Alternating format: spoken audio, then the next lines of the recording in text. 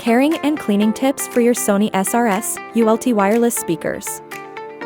This video is applicable for SRS-ULT 10, ULT 30, and ULT 50. For other models, refer to the product manual. For cleaning your speaker, you will need a soft, dry cloth. Avoid using detergents or alcohol as they can damage the water-repellent fabric. Keep your speaker in top shape with these simple care tips. After using the speaker, be sure to wipe off any moisture with a dry, soft cloth to prevent malfunction or mold. Before washing, ensure the waterproof lid is securely closed and avoid washing with it open. Promptly rinse your speaker with fresh water if it gets dirty with salt, sand, sweat, or other substances. After rinsing, wipe off any moisture and place it on a dry, soft cloth to drain excess water.